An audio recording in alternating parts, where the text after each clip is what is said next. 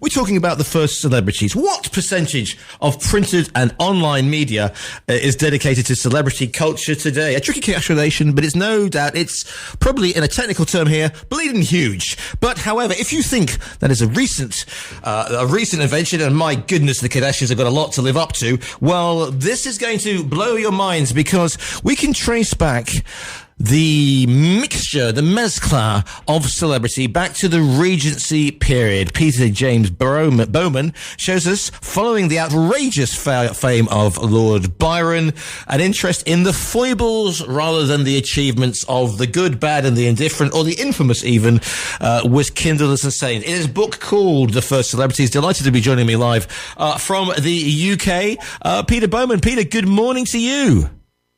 And good morning to you. Thanks for having me. The pleasure is all mine indeed. Right then, so, you know, I'm thinking about the first celebrities. Of course, we live in celebrity culture. You know, I'm wearing my post-ironic Make America Great t-shirt in thing of that fact.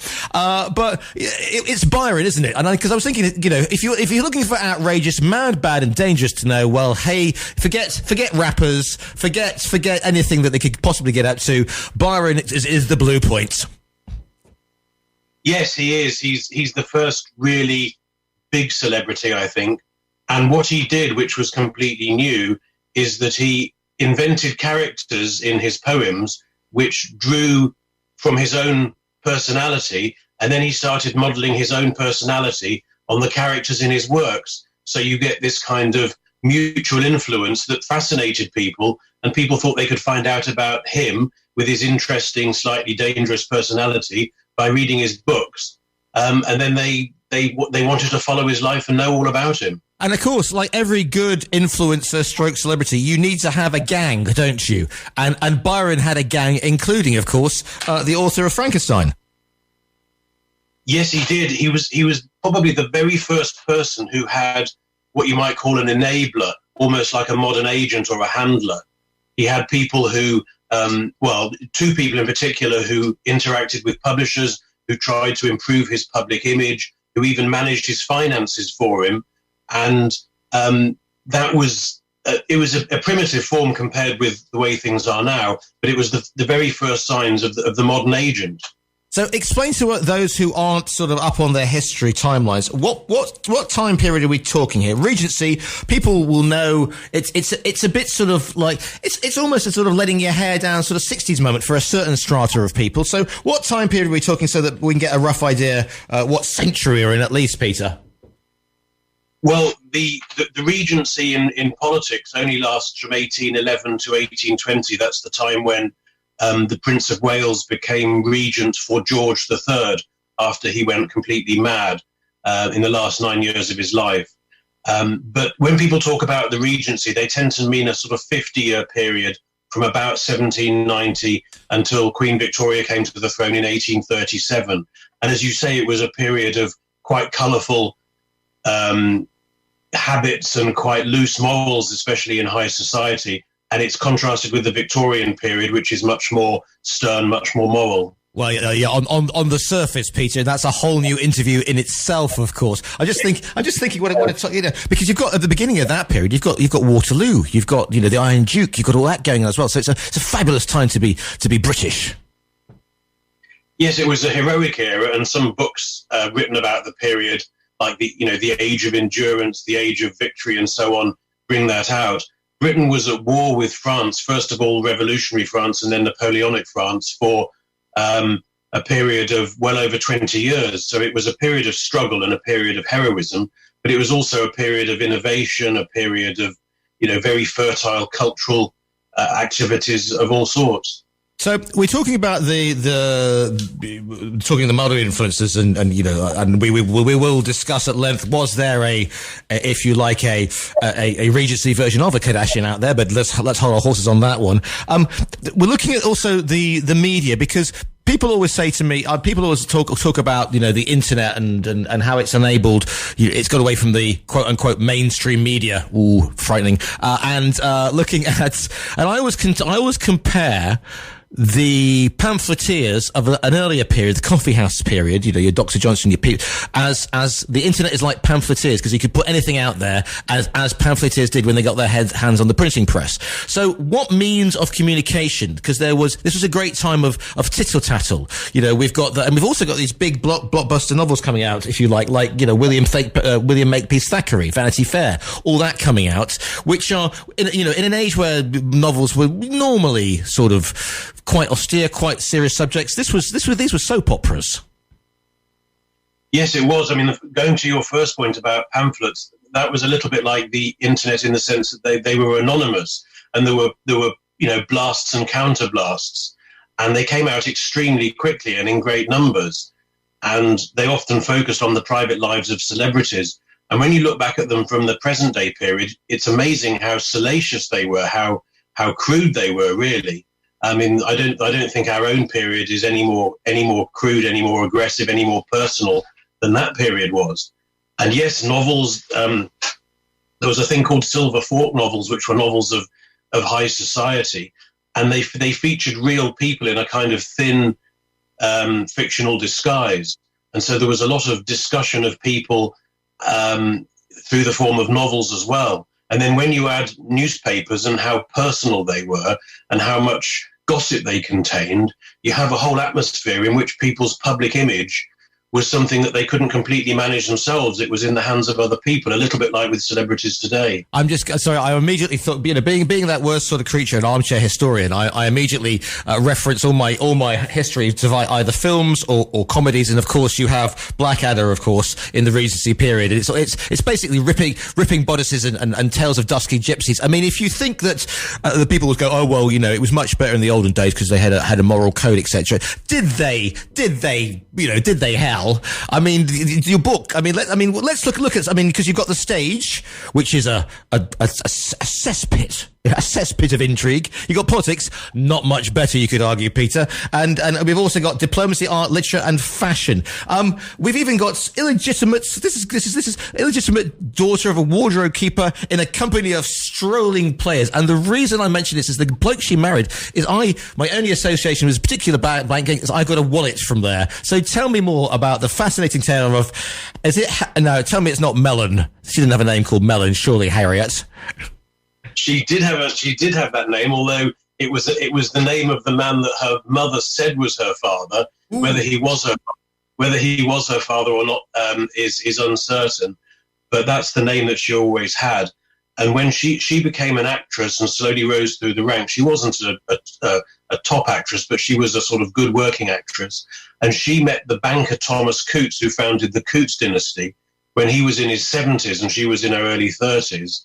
She was performing in Bath and he was staying there for his health. And basically I'm sure he was, yes. He was, and he met her and went to one of her performances and they struck up a romance. And then a few years later, they got married. And he really adored her and admired her and thought she was a very wonderful person. So when he died in his 80s, he left her not only all his money, but also a controlling interest in the banking dynasty, Coutts, which still survived by name. I think it's owned by NatWest now or HSBC. But, people know about Coutts Bank. And he left her a controlling interest in it, which made her by far the wealthiest woman in the country. And as they say on the internet now, because if we can say that she was perhaps the Regency version of a reality TV star, and then we say that if you get that, you get abuse on social media, and as she might have said, haters gonna hate, Peter. Yes, well, she was very interested in controlling her public image. She was basically a nice person and very charitable, but she wanted to be talked about. She wanted to be liked. And so she paid for newspaper articles about herself. She had big parties that she invited everybody to, and then got people around her to send descriptions of those parties to the newspapers so that they would print them. And she also publicized her charitable work.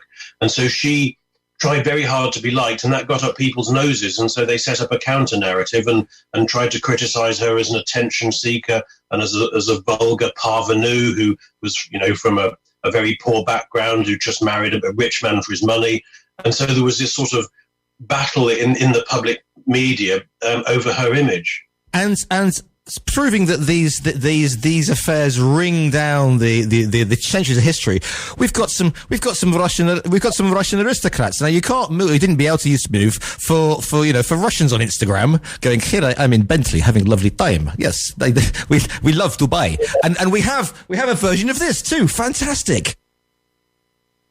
Yes, well, the second person that I write a little biographical chapter on was the wife of the Russian ambassador for many years in Britain, Dorothea Levin, and she carved out a new role for herself by being a sort of political intriguer. Women were excluded from politics formally, but she, by having a political salon and by having relationships with some very well-known politicians in Britain and abroad, and by becoming a sort of unofficial diplomatic channel, became really quite powerful.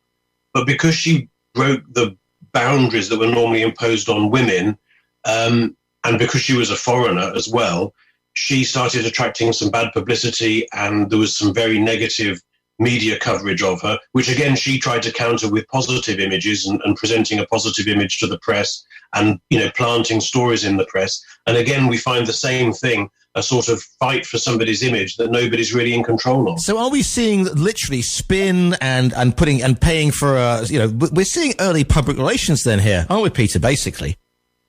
Yes, I mean, this is the first period where you can say that somebody had a public image, and there was such a thing as public opinion, which people had to court. And they courted it in all sorts of ways, with public appearances, lectures, giving entertainments, paying for things to be put in the newspapers. And then, of course, there were a lot of people who were determined to damage people's interests, not just out of vindictiveness, but because there was money in that as well. People wanted to read, like they do now, wanted to read bad things about people, wanted to read exposés about people, wanted to know what their dirty linen looked like, and so on. So yes, there definitely was a public image that people had, and a kind of public opinion that nobody could quite define, but it was definitely out there. And now I mentioned William Makepeace Thackeray at the beginning, and I'm delighted to say he gets a walk on pot, because Vanity Fair is one of my favourite. I mean, it's a huge tome, but it is a right rockin' read, as they'd say, wouldn't they, in the tabloids? And it really does capture, because we've got the very sober versions of it, but Vanity Fair is an absolute hoot. I mean, it really, how to live well on nothing a year should be a T-shirt, if not a reason for living. Yeah, well, Vanity Fair is a very interesting book, and a lot of people don't realise that it's actually a historical novel, because it was written and published in 1848, which is well into the Victorian period. But it was set 30 years earlier, or before and after Waterloo, which is 1815. So it really is a sort of look back from a more staid, more sober, outwardly Victorian period to a period of boisterousness and excess, and people not paying their debts, people scamming each other, and people having immoral private lives, opportunists. I mean, Becky Sharp, obviously. Yeah. It's a look back, but as you say, it's one of the most entertaining novels. The characters are so colourful. Lady Flummery. I mean, Lady Flummery, for example, and that is a real person. Yes, well, that's one of the people I write about, Lady Charlotte Berry. He wrote about Lady Flummery, I think, in another one of his books, and he's making fun of these Silver Fork novelists I mentioned earlier, who wrote these novels of high society with representations of real people. And they were very shallow novels. They were all about parties and country house parties, and people going to balls, and what they were wearing and what their furniture looked like. I mean, they were novels for middle class people to have an insight into high society, really. A little bit like reading Hello magazine or something. Yeah. And he makes fun of her as one of those novelists. And she wrote those novels just to make money, because although she was a daughter of a duke, she fell on hard times. So she started churning out these novels describing people that she'd known from her background, just to make £200 a novel. And the novels are very shallow and they're very silly. The plots don't work very well. And he chose her as an example, and he makes fun of her in one of his essays. And also you can't look over this period without a good political scandal. And you just need to wipe the veneer of the Palace of St James, and something will crop up. And in your one we have the Duke of Buckingham, which sounds a fantastic name from a royal lineage, etc. But blimey, O'Reilly, did he have an interesting time? Yes, well, he was from a long line of people who had amassed money by good land deals and good marriages for generations. And so he found himself as a young man extremely wealthy. And he also controlled about 11 or even more seats in Parliament during the period when parliamentary representation was extremely corrupt, with tiny electorates who just voted the way their landlord told them to vote. He owned a whole parliamentary faction known as the Grenville faction in Parliament. And he just wanted to throw his weight about, and he was quite a big man anyway, but he wanted to throw his weight about and sell his interest either to the Whigs or to the Tories. And he made himself hated for that. And the other idea he had was to revive the idea of being a sort of medieval feudal lord by having huge 5-day parties at Stowe, his house in Buckinghamshire, and acting like a great aristocrat of an earlier. Who doesn't? I mean, let's face it. Who doesn't want to have a 5-day party? But presumably, this was going to send the finances into something of a tailspin, Peter.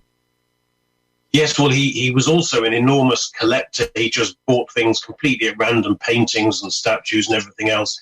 He had mistresses. One or two of them blackmailed him. Then he wasted money in all sorts of ways. Had a colossal sailing boat built for himself, and yes, he ran his finances into the ground. And his son, who was even more wasteful, actually died in a railway hotel, and completely impoverished. And the house that they owned is now a school. Yeah, the family's.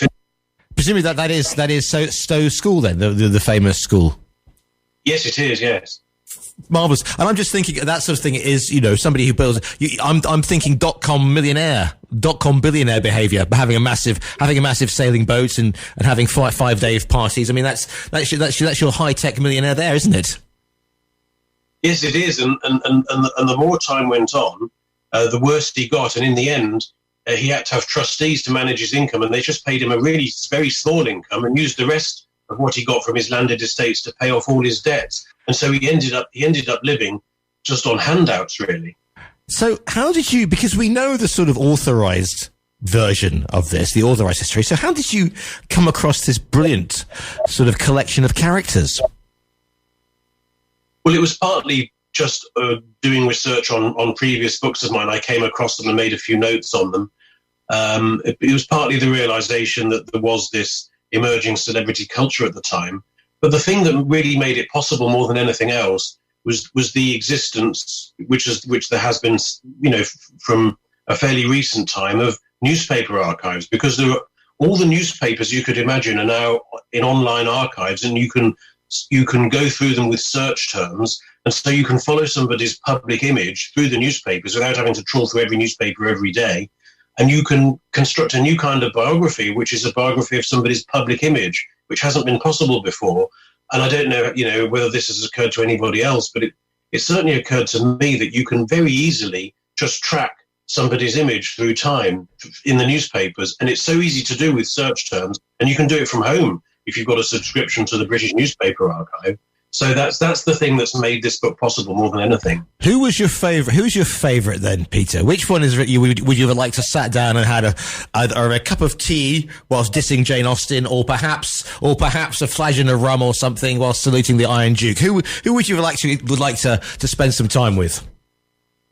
I think I'd probably like to spend some time with Harriet Mellon, who married Thomas Coutts the banker, and then secondly she married the Duke of St Albans, a man who was 20 years younger than her, just for his title. Because she was, for all her faults, she was genuinely a really nice person, and she was generous, and she was kind, and she did do lots of things for other people. So I think just on the basis of the fact that she was actually nice, which most of the others probably weren't very much, I'd probably spend some time with her. The book is called The First Celebrities, 5 Regency Portrait. It is by Peter James Bowman, who I'm speaking to today. Peter, if people want to follow you online, is there social media? Where can they track you down, you influencer, you? Well, I'm going to set up my own website soon, but I haven't done it yet, so I can't boast any social media just about me. But the book itself is available in all the usual places, and it's available as a virtual download. The book is called The First Celebrities. Peter James Bowman, thank you so much for your time today. Well, thank you very much for having me. Thank you.